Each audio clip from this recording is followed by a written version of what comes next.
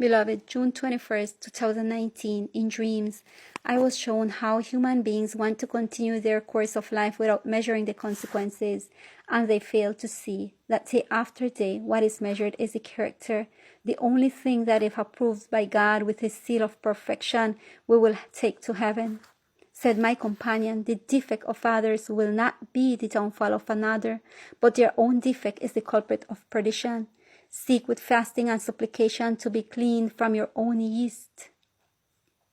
Ask for your salt to be of good quality, because this alkalizes the body in such a way that the yeast cannot survive. Go on after the goal, praying that your vessel be made of new clay, so that it may be filled with the great measure of the oil. New wine will never be put into old wineskin, for this will break. Pray for this. Go back to the original diet, so that your intellect is enlightened. And remember that temperance is the scale that avoids extremes. Clean your bloodstream with the bitter herbs and put the pure water into your bodies. Work very early, when the first light comes out, and breathe hard the morning air. There, in your work, raise words of fervent supplication for your abundant harvest, because the God of the harvest will reward the work of your hands for your fidelity. Rest in good time when the night has come, and live in thanksgiving, raising your voices in song in union with the angels in gratitude and reverence to your heavenly Father. Remember the food simplicity of John the Baptist, which was made up of carob beans and pure honey. For this example, that nation was impacted, and many were condemned. Live simple lives, knowing that your reward is near. Live redeeming the time in every moment. Give prompt care to the plant, because they are for our shelter and sustenance. And do not despise the birds, because even Elijah was fed by them. The aged earth, with tender care, will give its fruit, because each microorganism, to my mandate, works on this. Or do you know, O mortal, where the roots of the flamboyant go, and from where does the palm tree absorb its torrents of water?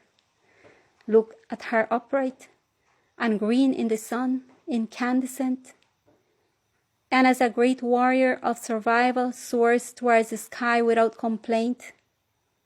Will you not learn from it? The diligent sparrow rises very early and picks up with its beak what heaven provides for its perseverance. The bee, which collects nectar, goes from flower to flower, taking life and gathering its sustenance, because there is still time for this. The industrious ant knows no rest, while its house is in disorder and its sustenance is null.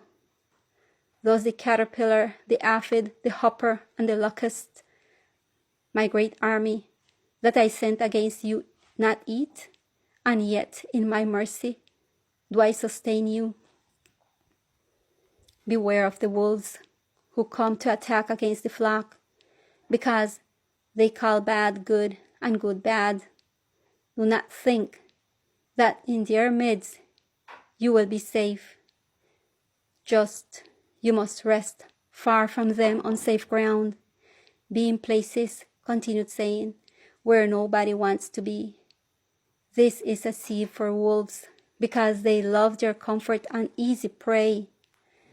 Have you ever heard the saying, stay in Jerusalem and you will be saved, because the wicked will not get to her and the wicked will flee from her? But I tell you that my tears ran down my cheeks when I saw the future of that beautiful city sitting like a great queen, imposing, always favored by heaven. But its inhabitants did not see that the one who picked her up and raised her the one who beautified her, came to marry her, and she despised him until death. And what do you think the despised did? He withdrew, and his favor was no longer with her, and she lacked protection. He also warned his own, and gave them a sign, and they scattered it, and those who believed it, seeing it, came out trusting in it and its fulfillment. And do you know, oh, you deaf people and slow to understand what happened? There it was written. How then will you say that those who stayed lived and those who left died? Those in Egypt, the people were purified, and were Noah and his family saved out of the ark?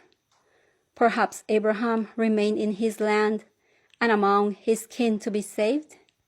Did Lot stay in Sodom and Gomorrah, and there he was saved from the fire? This people enjoys in the fables and conspire against the truth. But my words forever alive and true. They will be heard. Advance, my people, because salvation lies in implicit obedience in the God of harvest. Be careful not to be fooled by those who seek profit, not knowing that their time has been fulfilled. Be sober. Seek my face, because only in this way will you be freed from the anger to come. Faithful and true words of the Lord for each one of you all. May the Lord bless you.